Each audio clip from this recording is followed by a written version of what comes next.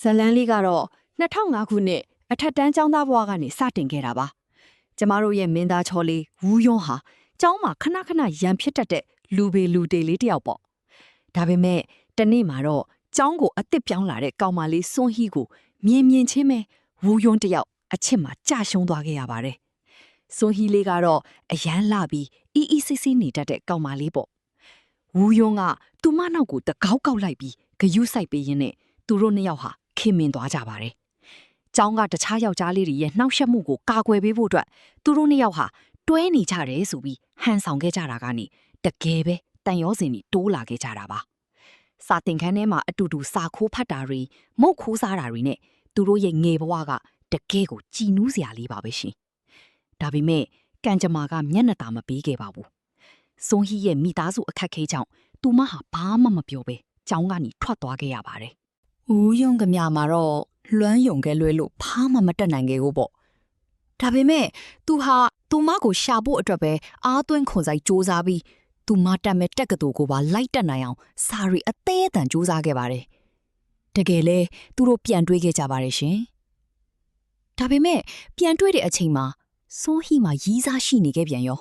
။ဟူယွန်းတယောက်ဘလောက်တောင်ရင်ကွင်းနာကြားခဲ့ရမလဲဆိုတာပြိတ္တကြီးတို့စဉ်းစားကြည့်ပါဦးနော်။ဒါပေမဲ့သူဟာလက်မလျှော့ခဲ့ပါဘူး။နှစ်တွေအကြာကြီးစောင့်ဆိုင်ခဲ့ပြီးနောက်မှာတော့နောက်ဆုံးသူတို့နှစ်ယောက်တကယ်ချစ်သူတွေဖြစ်ခဲ့ကြပါတယ်။အတူတူပျော်ရွှင်စရာအချိန်တွေကိုဖျက်ဆီးခဲ့ကြပေမဲ့လူဘဝဆိုတာကထင်တယ်လို့ဖြစ်မလာတတ်ဘူးလေ။အလုံးအကင်အစင်မပြေမှုတွေစိတ်ဖိစီးမှုတွေကြားမှာဟူယုံရဲ့မတော်တဆပြောထွက်သွားတဲ့စကားတစ်ခုကစူဟီရဲ့စိတ်ကိုအချီးအကျယ်နာကျင်စေခဲ့ပါတယ်။သူမနဲ့သာမတွေ့ခင်ငါဘဝကအခုထပ်ပိုကောင်းနေမလားဆိုတဲ့အတွေ့မျိုးကချစ်သူတွေကြားမှာအစိတ်အတောက်ဖြစ်စီခဲ့တာပေါ့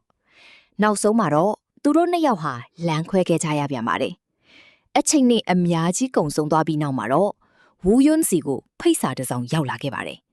အဲ့ဒါကတော့သူအသက်ထက်မကချစ်ခဲ့ရတဲ့စွန်ဟီရဲ့မင်္ဂလာဆောင်ဖိတ်စာပါပဲဇက်သိန်းပိုင်းမှာဝူယွန်းတယောက်စွန်ဟီရဲ့မင်္ဂလာဆောင်ကိုတွားခဲ့ပါတယ်ဒါဟာရန်သွားလို့ဖို့မဟုတ်ပါဘူးသူတို့ရဲ့ငယ်ဘဝအမှတ်တရတွေကိုနှုတ်ဆက်ဖို့နဲ့သူမကိုပျော်ရွှင်စေခြင်းနဲ့စိတ်ရင်းနဲ့တွားခဲ့တာပါမင်္ဂလာဆောင်ဝတ်စုံနဲ့လှပနေတဲ့စွန်းဟီကိုကြည့်ပြီးဝူယွန်းကမင်းနဲ့တွေ့ခဲ့ရလို့ငါဘဝကပိုပြီးအတိတ်ပဲရှိခဲ့တာပါလို့ကျေးဇူးတင်စကားပြောခဲ့တဲ့ခါမှာတော့ပရိသတ်ကြီးလည်းမျက်ရည်ဝဲသွားမယ်လို့ထင်ပါတယ်ရှင်